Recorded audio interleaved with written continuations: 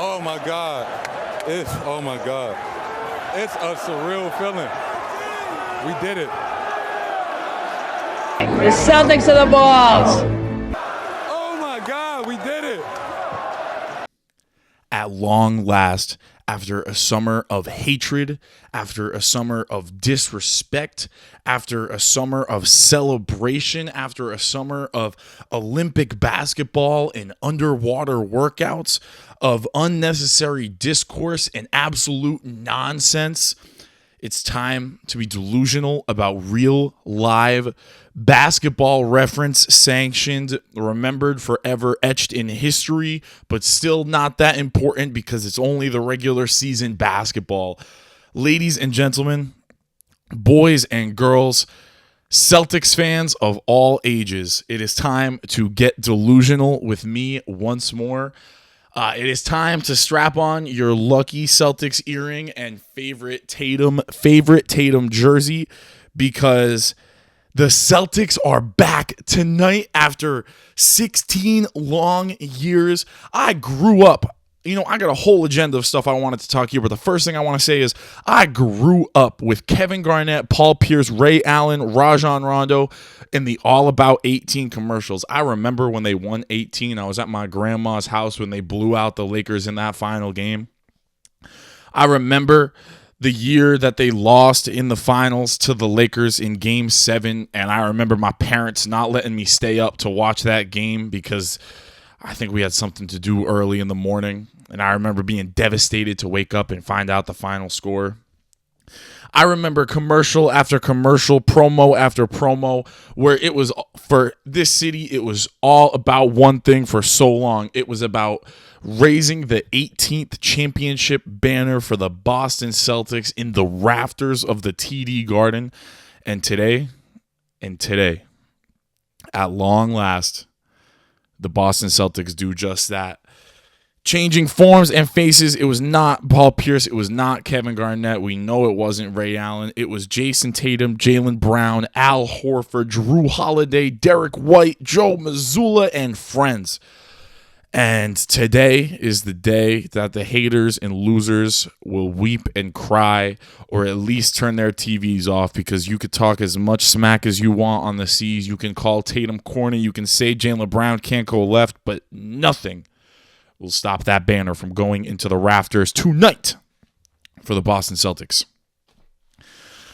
Today, the Boston Celtics play the New York Knicks in Game 1 of 82, and we are here to talk about it. First, I want to say regular season basketball is back, so screw the rankings, screw inside the NBA. I'm tired of all this stuff. Chuck, Kenny, and Shaq made their top 50 player rankings, and I hated every single one of them. First of all, they're trash. Those guys really don't know ball the way you guys want them to know ball. I seen one of them didn't have Derek White as a top 100 player. If you don't have Derek White as a top 100 player in basketball, then you simply don't know what you're talking about. But I also was looking at the way they were ranking the Jays. Two of those fools had Jaylen Brown as better than Jason Tatum, and there's that's just not true. I'm sorry, that's just not true. I don't want to sit here and spend a ton of time comparing Jason Tatum and Jaylen Brown because it's ring night. This is a day of joyous celebration. I'm not here. A comparison is the thief of joy. We're not here to pit my two superstars against one another. We're here to raise one into the rafters. But that's foolish. That's foolish. And I was saying this to my boy last night. I really, truly, wholeheartedly believe that players and that people in the media are only buoying Jaylen Brown right now as a detraction to Jason Tatum. And that's like, I kind of get like, whatever. Here's my thing is because Jason Tatum's top 5. Jason Tatum is top 5. If you don't think Jason Tatum's top 5, then I think you're wrong. And if you want to do this bit where you think Jaylen Brown is better than Jason Tatum, well, Jason Tatum's top 5, so you got Jaylen Brown top 4. And if you're really, really committed to doing that, then you know what? I'll show a little bit of love. And I think one of those fools, maybe it was Kenny, had like Tatum at 7 and Jaylen Brown at 6. And if you're gonna do the Jaylen Brown is better than Jason Tatum bit, that's the way to do it. But These guys are click farmers. These guys are afraid. These guys realize that the Celtics are taking over basketball in a way that they were kind of remembered for, some more than others. Obviously, lowest on the totem pole in that group is Kenny. Kenny was kind of a role player for a Houston team that won a couple of championships, so he's stamped to an extent, but he's never going to be in that upper echelon of NBA conversations. Charles Barkley is, of course, remembered with one big caveat to his career. He's an NBA MVP. He's an Olympic gold medalist with the Dream Team. He led the Dream Team in scoring. But Charles Barkley, you, my friend, you round mound a rebound. You never won a championship, and it irks you to watch young guys succeed in the league, because you know that your spot in the history, the mythology of basketball is not etched in stone. While what you've done will never be forgotten to an extent, the conversation will stop being around you. You'll fade into existence, and it's time for more players to have the spotlight. Chuck doesn't seem to like that. Seems to be a hater. Shaq is a hater too. Shaq's always been a hater. We've kind of seen this over his career. He hates on the next generation of NBA talent. And I kind of think that's what's happening here. I think Shaq doesn't like the Celtics, which is crazy because Shaq has no reason to feel insecure with his spot in NBA lore. Shaq is a 4-time champion, multiple-time MVPs, regarded as the most dominant basketball player of all time. His 3-year stretch in the early 2000s is kind of unrivaled in recent basketball as kind of one of the greater things we've ever seen people do. But still, Shaq is a hater, and we're done with the haters. We're not giving energy to that nonsense anymore. We're back to real basketball. We're not here to talk about hypotheticals. We're not here to talk about whatever these fools want to talk about. We're gonna watch games, and that's what we're gonna discuss at this point. We're not here to discuss aura or attitude or complacency or championship hangover. We're not here to predict any of that. We're here to think about basketball, X's and O's, matchups, and minutes, and see who comes out on top, because that's what we did last year, and we came out on top. And tonight, we get rewarded for it. Tonight, we celebrate it. Just for a minute, just for 45 minutes, from 6:45 to the 7:35 tip, until it becomes go time, and then we become the 2024-25 Celtics instead of the 23-24 Celtics. And as Joe Mazzulla said, the 24-25 Celtics are not great yet. You're only remembered for what you do in the year that you're in, and this is our chance to be remembered as a team that not only did it once, but a team that looks at 24-25, this regular season, this potential run into the playoffs, and says, man, this was so nice. Let's do it twice. Let's see. I'm tired of the preseason. I don't want to talk about the preseason anymore. I'm tired of talking about Tatum's jump shot and how it looks. I'm tired of comparing practice footage and hip movement and ball placement and release points and fluidity. And I'm tired of all that. I'm really, truthfully tired of all that nonsense. I'm tired of hearing about his pull-up three-point percentage. I'm ready to see results. Yesterday, there was clips of Tatum shooting jumpers in practice, and there was hitch talks on the timeline, and it was scaring me because I looked at it. It was not exactly the prettiest of Jason Tatum's. It was not exactly the prettiest of Jason Tatum's jumpers, but he was ripping the nylon in that clip. He looks confident. He looked confident throughout the preseason. He was hitting pull-up jumpers. He was hitting catch-and-shoot jumpers. I think he shot 38.5% or 38.9% from three in the preseason, and that's what we're looking for. That's the type of player we need him to be. We need him to be a volume three-point shooter, one who does so effectively and efficiently. And I'm tired of thinking about what that might look like coming into this regular season. I'm ready to see some numbers. I'm ready to track some results. I'm ready to see whether this new jumper talk, whether this he's a bad shooter talk, I'm ready to put it all to rest. I'm ready to move on from that discourse. And there's only one way to do that, and it's to hit some damn threes. So hopefully Jason Tatum comes out tonight, knocks down some jumpers early. That way, then I know the way it's going to work on the national TV broadcast. I'm probably not going to watch it on national TV. I'll probably stick with Drew and Scal for this one today. But you know how it works on national TV. If Jason Tatum misses his first 2 jump shots, they're going to pull up Olympic clips. They're going to say, well, this is Jason Tatum with a terrible true shooting percentage over the course of May 22nd to July 16th or some nonsense like that. If he makes his first 2, they're going to say Jason Tatum putting that jumper conversation to rest right off the bat, because you know that the media attention span is short. It's very, very short. And so let's give them a reason to forget about Tatum's jump shot. Let's give them someone else to hate on this week. Let's talk about the game. Let's talk about the game. Celtics versus Knicks, 7:35 p.m. tip-off. Let's think about the starters. I didn't really look at kind of any prediction stuff. I don't really know off the top of my head who's going to start for New York. I think it's probably going to be, unless there's an injury I'm unaware of, the group we've kind of heard about going into this year. Which is Jalen Brunson, Josh Hart, OG Anunoby, Mikal Bridges, and Karl Anthony Towns. So obviously with the Knicks, you have Jalen Brunson as this kind of isolation-focused scoring guard. He's going to try to get to the free throw line a lot. He's going to stop and start a lot in the lane, try to draw contact, whether he gets the call or not. He's a big physical player. He likes to post up. He likes to pump fake and get people off their feet in the lane. That's a big part of how he operates. It's a big part of what makes him an efficient scorer. And then outside of that, obviously, he's a threat to pull up from 3. He's got a tight handle. He's a quality finisher.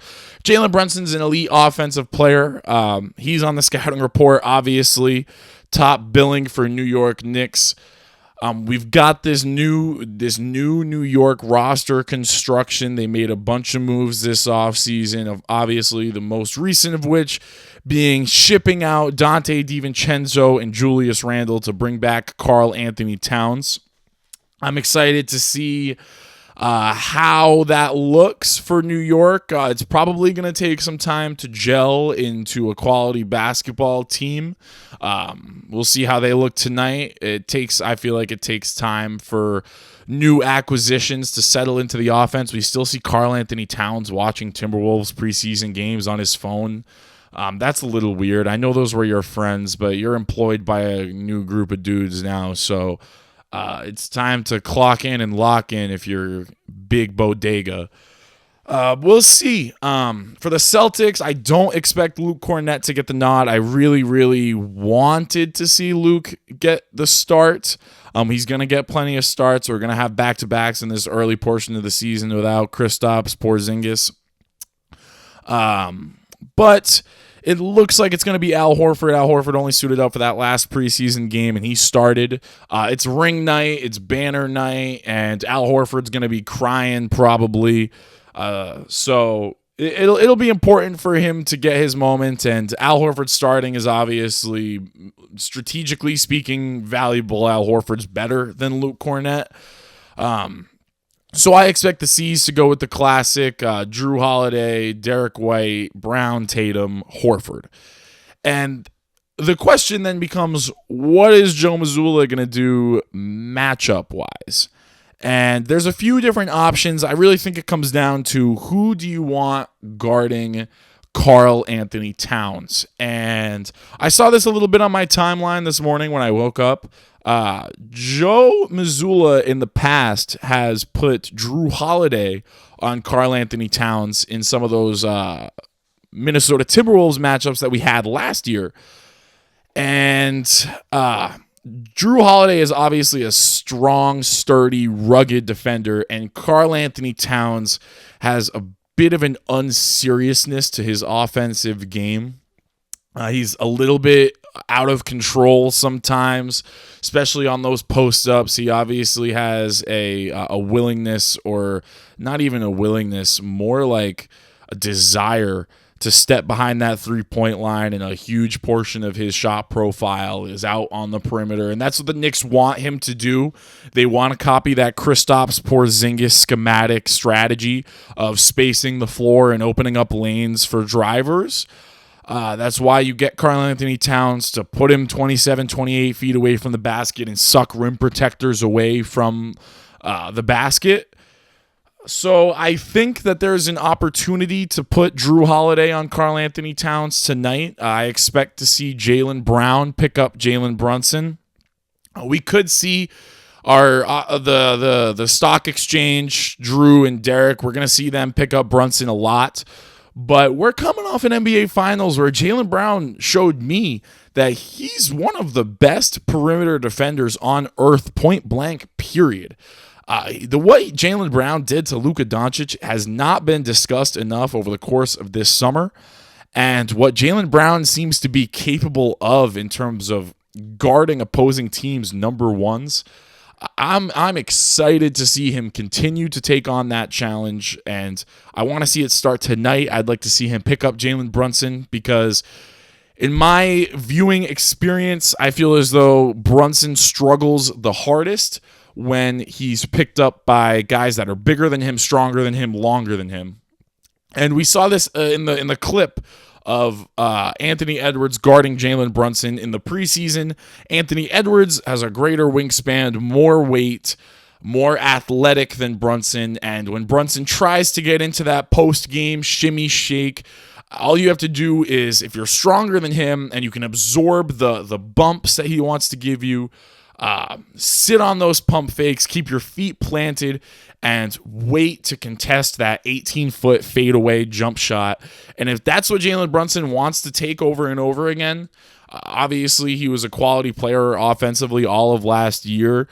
But I've seen some folks say that maybe that season was, I don't want to say fluky, but he takes a lot of tough shots, a lot of challenging possessions for him offensively.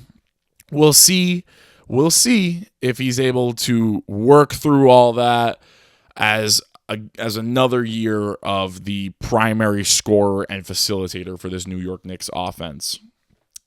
As far as who's guarding who on the other side of the ball, I expect to see OG Anunoby pick up Jason Tatum. Could be Mikal. They're going to switch that a million times.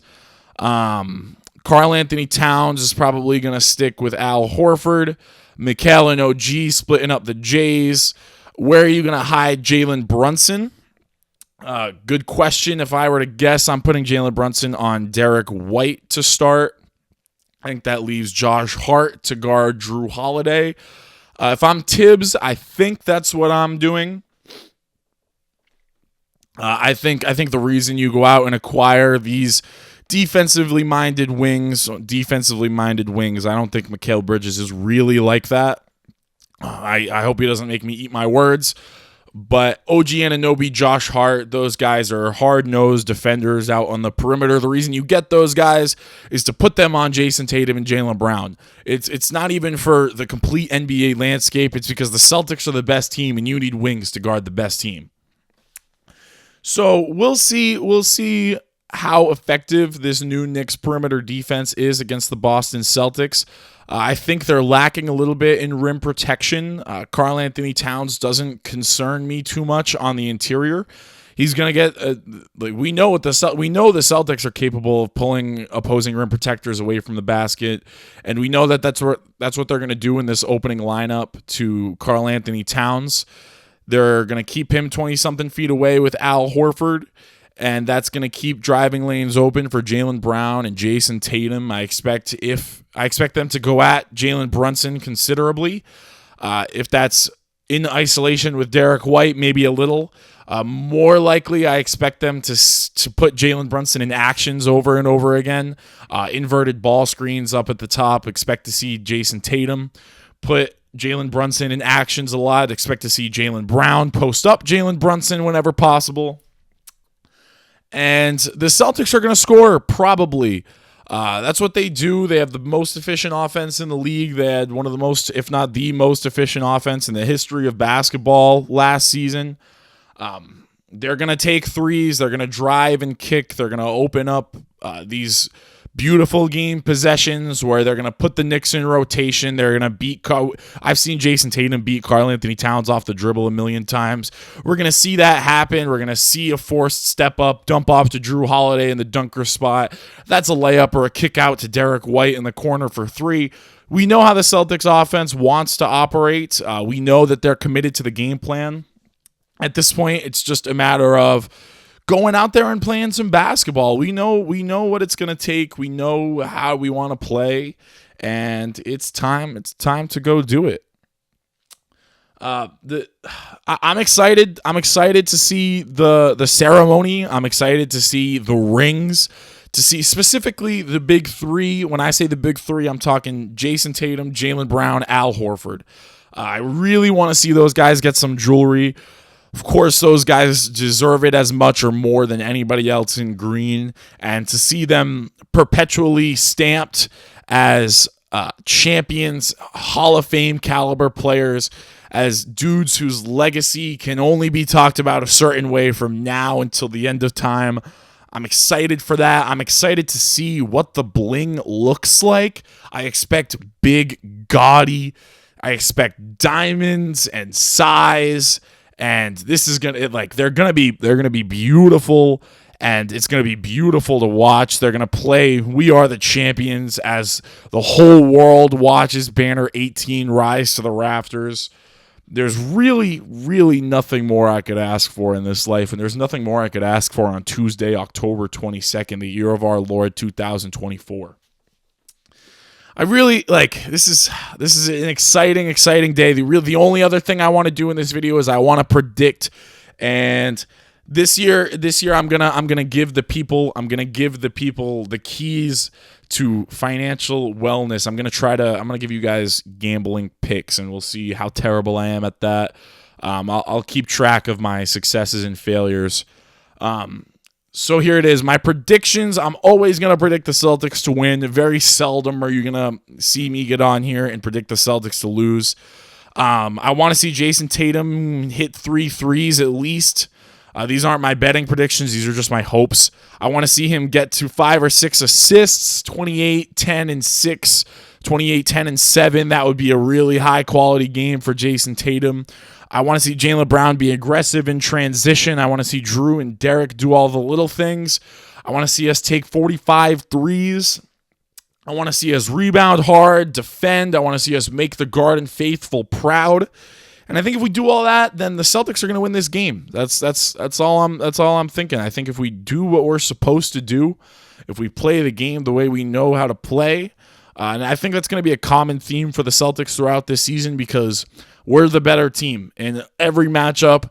The only circumstances I can think where we're not necessarily favored is on the road against a really, really high-quality team. I'm thinking OKC, Denver, maybe Minnesota. Those games venture into the hyper-challenging category. But in the Boston Garden, against a team like the Knicks, who's not quite in that echelon, in my opinion, this is a game the Celtics should win. It's definitely a game that they could lose, but I don't want to think like that. I think that the energy is going to be high. I hope they feed off the crowd. I hope there's no complacency. I hope they have that repeat mentality, that attack mindset, that killer whale attitude, and I think the Celtics are going to win tonight, and the way I want to make money off of it is with the following 4-leg parlay I've got cooked up. So the first 2 legs, I'm thinking pretty simple. I've got Jaylen Brown and Jason Tatum each to score 20 points. Those are 2 legs that I'm probably going to hammer all throughout this Kristaps Porzingis absence. Those guys are going to average 20 a night. You could pick up some easy odds on that stuff. Next, I have Jason Tatum to record 5 assists. I've been talking a lot about how I want Jason Tatum to become a higher quality playmaker. We've been seeing him improve year after year after year. I think this is the year that the numbers really catch up. I'm hoping we can average 6 or 7 assists this year. For tonight, I'm hoping we get to 5. I think that's likely. I think that's possible. And yeah, last but not least, I have the Celtics as a team recording 12 threes. If there's one thing we know about Missoula ball, they're going to chuck at least 40. They're going to move the ball, get a bunch of open ones. The Celtics take and make more threes than anyone in basketball. They're going to do that every game of the season, including this one. For them to get to 12, I think is a fair bet. I think it's likely. I think this 4-leg parlay is an easy way to make some money. I'm looking at the odds of it right now. This is plus 152 to get these 4 legs. I'll repeat them real quick. Jaylen Brown, Jason Tatum, each to score 20 points. Jason Tatum, 5 assists, and the Celtics as a team to hit 12 three-point shots. This is plus 152 right now. Those odds may change by the time I submit this bet. This is DraftKings odds. I'm not sponsored or nothing. It's just the only betting app I'm using right now. I think this is an easy way to double your money on the C's game tonight. I don't really bet a whole lot of money, and I'm not exactly a professional. Take everything I have to say with a grain of salt. I don't know if I have to say that legally. But yeah, this is a long video. I'm sorry. I'm excited. There's a lot to think about, a lot to talk about. My favorite players are in action tonight. I feel like my parasocial relationship with this team is ready to be revamped and be given energy to the nth degree.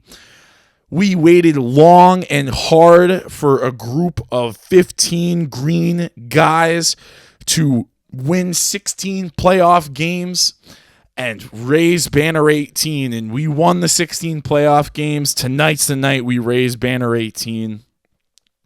This is going to be a night that most of us remember for the rest of our lives, the same way we remember when Peyton Pritchard buried that half-court shot in Game 5. If you're a C's fan, if you're in Boston, take the time to enjoy this.